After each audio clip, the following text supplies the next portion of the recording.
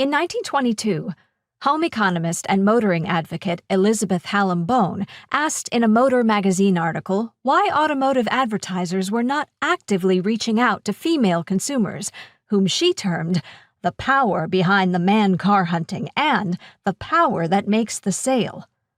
2 months earlier, as the first woman to speak at the National Automobile Chamber of Commerce Advertising Managers meeting in Chicago, she chided the advertising industry on the same.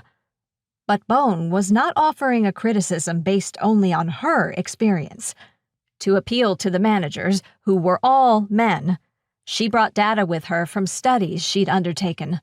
She had polled 500 women on the subscription list of a women's magazine and found that 51% owned their own cars and 8% owned more than one.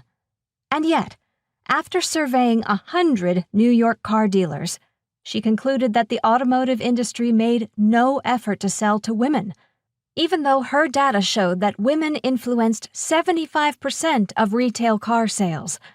Why then, she asked the advertising managers, did ad copy not speak to the female buyer? Women, she pointed out, were rarely the subject of automotive ads.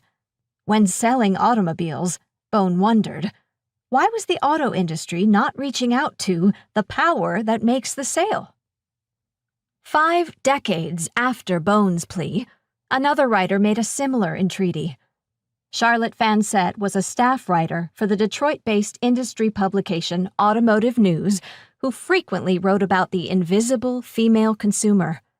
In 1971, she interviewed ad woman Franchelle Cadwell under the provocative headline, "Does Detroit understand girls?"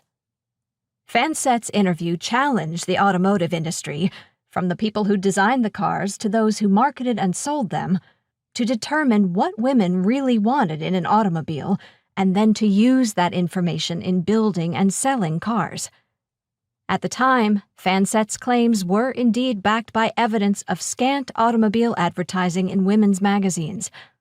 In 1970, for example, no automaker placed advertisements in Good Housekeeping, Ladies' Home Journal, Redbook, Essence, or Cosmopolitan.